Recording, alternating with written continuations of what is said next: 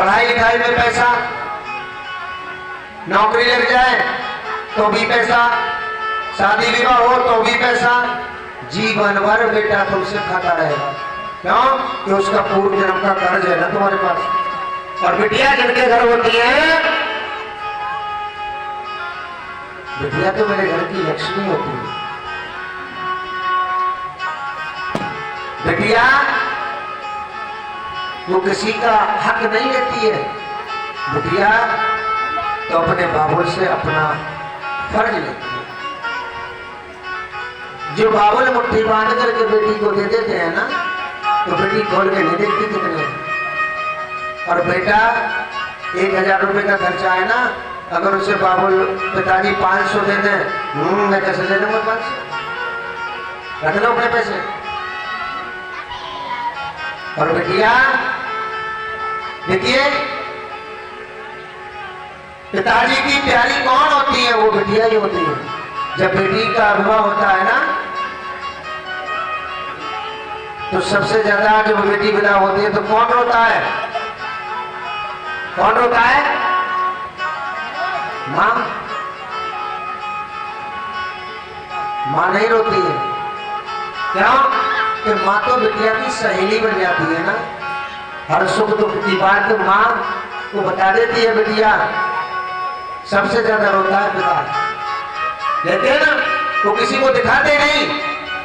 अगर वो रोने लग जाए ना सबके सामने, तो मां तो उन्हें देख देख के और दुख नहीं रोएगी, बेटी को देख के नहीं रोएगी। अरे चुप जा, तेरे बाबुल रो रहे हैं, और ज्यादा रोएगी। और एक और बात बता रहा हूं, आजकल बेटी का जो घर बिगड़वा रही है ना, वो भी मां बिगड़वा रही है। ये भी सच है। बेटी की बारात विदा हुई, आजकल तो बड़े फोन चल गए। बेटी की बारात विदा हुई, बेटी रास्ते में पहुंची ना, माँ जी ने फोन कर दिया, लाली पहुंच गई अभी ना मम्मी। जब पहुंच जाए फोन कर दिए, मुझे बताइए तेरी सासू मां लड़ाकू तो ना जाता। दूसरे दिन फोन करेंगे, ऐनी ज्यादा काम तो ना करवा रहे तो उसे।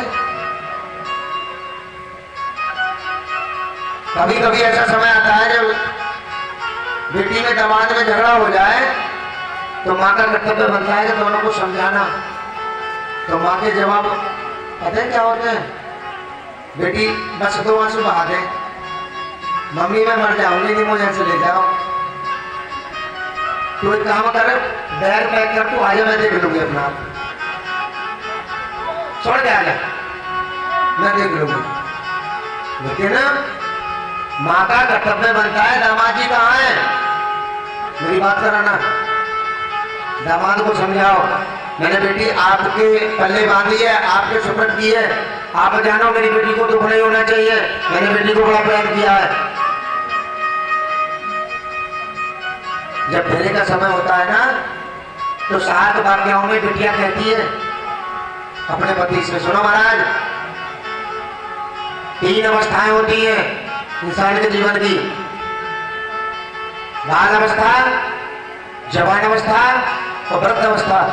बाल अवस्था मैंने अपने पिता के यहाँ बिताई, और बाल अवस्था में मेरे पिता ने हर शौक मुझे पूरे कराए। जवान अवस्था और वृद्ध अवस्था आपके पास रहूंगी। तो जवान अवस्था में जिस प्रकार आप मेरी देखरेख करें ना, कभी सोचे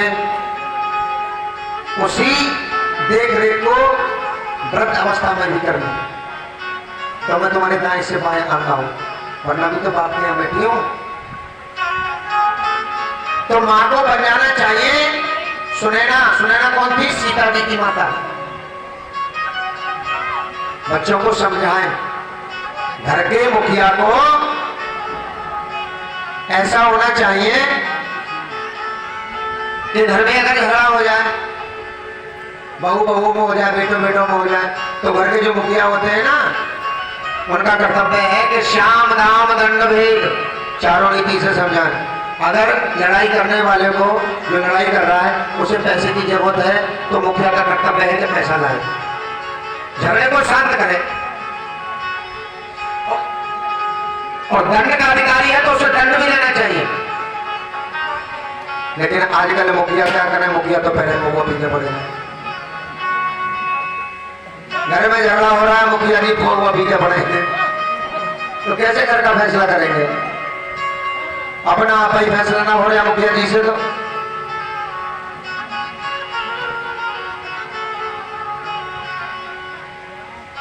इसीलिए घर के मुखिया को चाहिए श्याम दाम दंड वही चारों नीति से घर को देखना चाहिए। आज गुरुजी ने कहा कि महाराज देखो ध्रुव, अभी कथा सुनाई ना मैंने, बाप ने गोदी से उतार दिया ना, किसकी गोदी में जाकर बैठा? भगवान की। तो गुरुजी ने कहा कि महाराज बेटा कभी वंश नहीं चलाता है, वंश चलाता है, नाम चलाता है, अपना नाम। अगर हम अच्छे कर्म करेंगे तो हमें दुनिया याद करेगी, और हम गलत कर्म करेंगे तो हमें कोई नहीं पूछेगा। इसलिए महाराज इच्छा अगर पुत्र की है, पुत्र की संविधान करो, पाओगे 4 पुत्र राजन भगवान विष्णु का।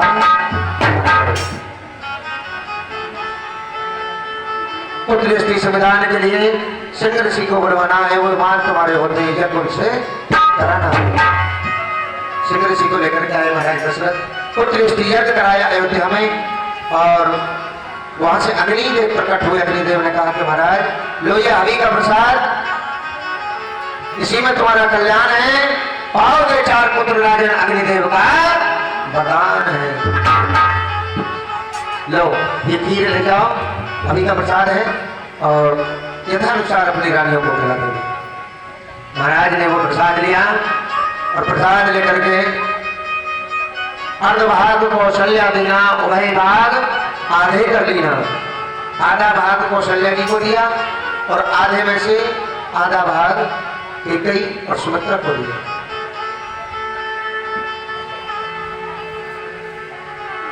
कुछ समय बाद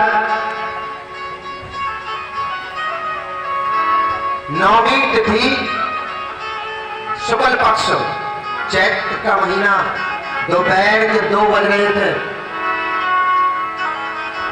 आइएगा पंडित जी, महाराज बताएंगे कौन सी तिथि? नवमी तिथि मधु मास पुनीता,